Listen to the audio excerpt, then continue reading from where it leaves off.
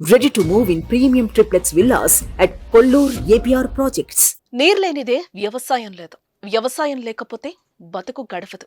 అందుకే ఎండకెండిపోతున్న పంటలను రక్షించుకోవటానికి ఓ వ్యక్తి నీటి బావిని తవ్వేందుకు ప్రయత్నించాడు. కానీ అది అతడి ప్రాణాల మీదకు తెచ్చింది. వ్యవసాయ బావి తవ్వుతూ ఉండగా మట్టిలో కూరుకుపోయి రైతుతో పాటు ఓ కూలీ నరకయాతన అనుభవించాడు.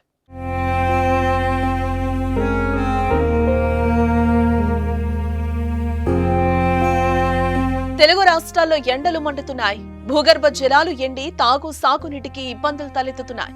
దీంతో ప్రజలు అక్కడికక్కడ కొత్త నీటి బావులను తవ్వుతున్నారు.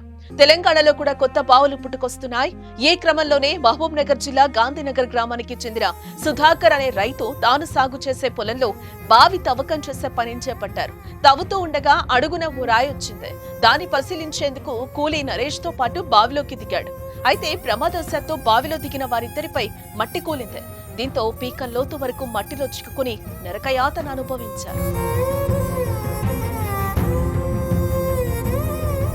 2 గంటల పాటు బావిలోనే చిక్కుకుపోయి వారు మృత్యువాంఛల దాకా వెళ్లారు.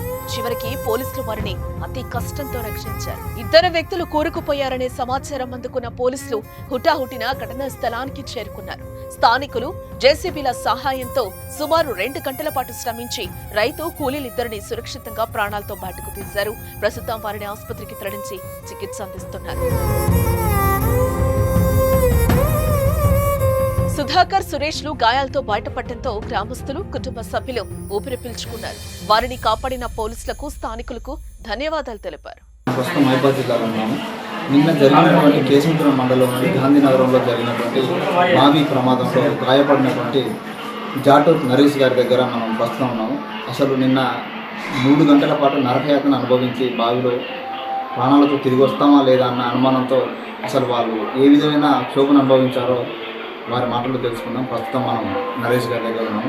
వారిని అడిగి తెలుసుకున్నాము. రండి, చెప్పండి అసలు ఏం జరిగింది నిన్న బావి దగ్గర పరిస్థితి? టెస్టింగ్ చేస్తే కొంచెం బండ ఉందని కొంచెం ఇద్దరు లోపలికి దిగగానే పైనుంచి మొత్తం కూలింది.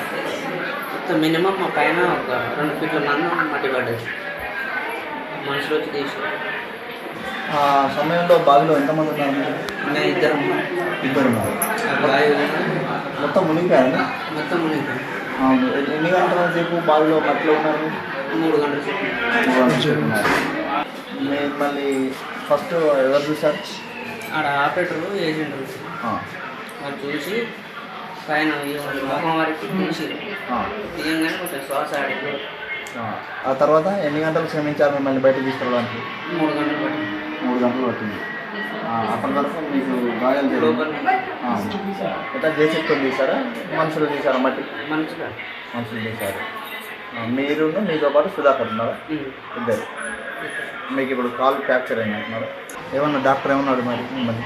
అది కాల్ ఫ్రాక్చర్ అయినా అని చెప్తున్నారు. సుమన్ టీవీలో మీ పర్సనల్ అండ్ బిజినెస్ ప్రమోషన్స్ కోసం కింది నెంబర్కి కాంటాక్ట్ చేయండి.